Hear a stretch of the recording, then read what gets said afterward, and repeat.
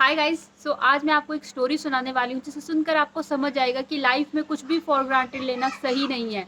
एक बार रमेश नाम का एक लड़का था। रमेश एक फैक्ट्री में काम करता था।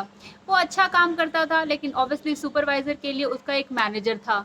तो मैनेजर हमेशा रमेश को समझाया करता था कि ज़िंदगी में ज़्यादा शोर मचाना, ज़्यादा अपनी काम की तरफ अट्रैक्ट करना ज़रूरी नहीं है। तुम अपना काम अच्छे से करते जाओ, लोग तुम्हें ज़रूर देखेंगे, तुम्हारे टैलेंट को ज़रूर पहचानेंगे और तुम्हारी कद्र भी करेंगे।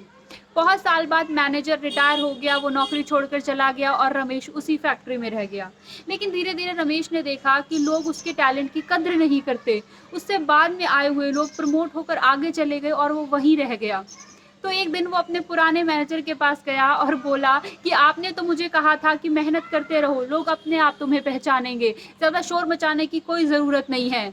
लेकिन आज तो मेरे साथ बुरा हो रहा है, मुझसे बाद में आए लोग मुझसे आगे निकल गए। तो जो मैनेजर था, जो पुराना मैनेजर था, वो कुछ देर सोचता रहा, इधर उधर घूमने लगा, वो सोचने लगा कि क्या किया जाए।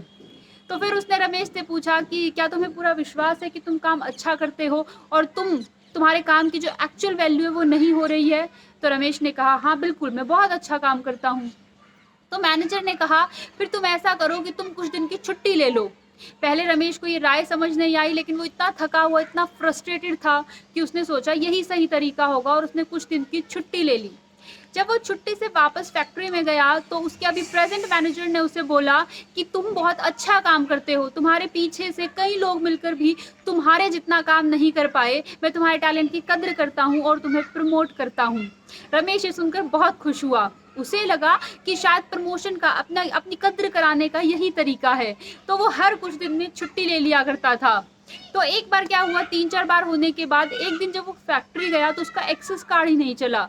असल में उसे पता चला कि उसे टर्मिनेट कर दिया गया, उसे नौकरी से निकाल दिया गया है। तो उसने अपने पुराने मैनेजर के पास जाकर कहा कि मैंने तो बिल्कुल वैसे ही किया जैसा आपने कहा था, फिर मेरे साथ ऐसा क्यों हुआ। तो मैनेजर हंसने लगा और उसने कहा कि तुम्हें पहली राय सुनकर तुम इतनी जल्दबाजी में चले गए कि तुमने दूसरी राय तो सुनी ही नहीं।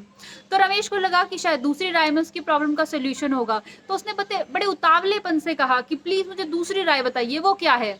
तो मैनेजर ने उसे बताया कि इसे इस तरीके से समझो कि अगर किसी फैक्ट्री के कोने में एक बल्ब हमेशा जलता रहता है तो लोग उसकी इंपॉर्टेंस भूल जाते हैं, उसे फॉर ग्रांटेड लेते हैं कि ये हमेशा यहाँ पर रोशनी रहती है। लेकिन एक दिन अगर वो बल्ब बंद हो जाए तो लोगों को समझ आएगा कि ये रोशनी उस बल्ब की वजह से है।